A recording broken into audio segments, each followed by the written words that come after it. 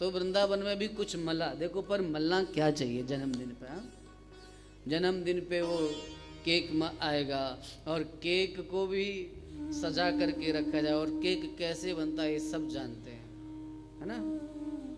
जन्मदिन के दिन केक आएगा और केक को साफ, फिर इतना बड़ा केक, चाहे वो और उसको इतना पागलपन जिसकी कोई सीमा नहीं। केक आया, चलो ठीक है, अब बांट करके खाएं, वो भी समझ में आता है। कोई झूठ मूठ का ध्यान नहीं रखना है, उसी को निकालेंगे। जो चम्मच से खाने वाले उस दिन तो इतने 5 चम्मच से खाते हैं, और उसमें ऐसे तोड़ के फिर ऐसे मुंह में खिला के फिर मुंह से मलेंगे। ये पता नहीं झूठी चीज। जन्मदिन तो पवित्र दिन है ना, और उस पवित्र दिन को इतना बुरा दिन बना देते हैं। झूठा मुंह से मलेंगे और फिर चीखेंगे, भूतों प्रेतों की तरह चिल्लाएंगे, ऐसी ऐसी आवाजें निकालेंगे। भगवान, अरे जन्मदिन मना रहे हो आप तो भूत प्रेतों की तरह चिल्ला क्यों रहे हो? कीर्तन करो, सुंदरकांड करो, भगवान के नाम का सुमिरन करो। और अगर मलने का ही मन करें तो हमारे व्रज की परंपरा को अपनाओ। अगर किसी के गालों में कुछ मलने का मन करे तो हल्दी मलो उसके गालों में। देखो कितनी पुरानी सोच है ये, कि हल्दी मलते थे। और हल्दी एंटीबायोटिक होती है ना, वो कभी नुकसान नहीं करेगी।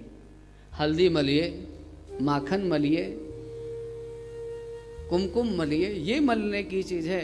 ये केक, और केक मुंह में लगा करके फिर वहीं से कितने घिना लोग उसको फिर निकाल करके मुंह इधर लग भी गया, वो फिर चाट।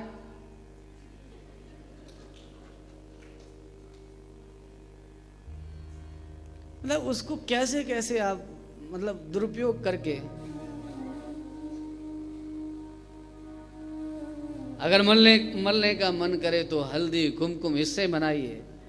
और एक और इस ठाकुर जी के जन्मोत्सव पे एक बात और आपको कहूँगा कि नंद जी महाराज से सीखिए कि जन्मोत्सव कैसे मनाना चाहिए। लाला को जन्म होवे घर में, उत्सव होवे, तो वाको जन्मदिन कैसे मनाना है, भागवत से सीखिए। हमारे यहाँ जन्मदिन के दिन क्या क्या होता है, जरा इस भागवत में नंदोत्सव के माध्यम से मैं आपको बताने का प्रयास कर रहा हूँ। जन्मोत्सव के दिन पहला काम, घर में किसी ब्राह्मण को बुलाइए। जन्मोत्सव के दिन घर में रुद्राभिषेक कराइए। जन्मोत्सव के दिन हम लोग कुछ भी काम करते हैं, सनातन धर्म में कुछ भी संकल्प कार्य किया जाता है तो संकल्प से पहले दीप प्रज्वलन होता है। पंडित जी कहते हैं जब तक दीप प्रज्वलन नहीं होगा, दीप पूजन नहीं होगा, तब तक संकल्प नहीं कर सकते हैं। प्रत्येक कर्म का साक्षी दीप नारायण है, इसलिए दीप का पूजन होता है। हम हर काम दीप जला करके करते हैं, तो हमारे यहाँ जन्मदिन दीप बुझा करके क्यों मनाया जाएगा? बोलिए। जब हम सनातन धर्म में प्रत्येक कार्य को दीप जला करके करते हैं, चाहे दीपावली हो, चाहे कोई घर में पूजा पाठ हो, चाहे कुछ भी हो, हमारी भारतीय संस्कृति में हर कार्य का शुभारंभ एक दीप जला करके करते हैं। तो आप अपने जन्मोत्सव को यदि मनाना चाहते हैं तो दीप जला करके मनाइए, दीप बुझा करके नहीं। एक कार्य और करिए, आप एक दीप वहाँ जलाइए जहाँ अशिक्षा का अंधियारा है, वहाँ शिक्षा का दीप जला करके किसी बालक के जीवन में शिक्षा की रोशनी भर दीजिए। आपका जन्मदिन सार्थक हो जाएगा,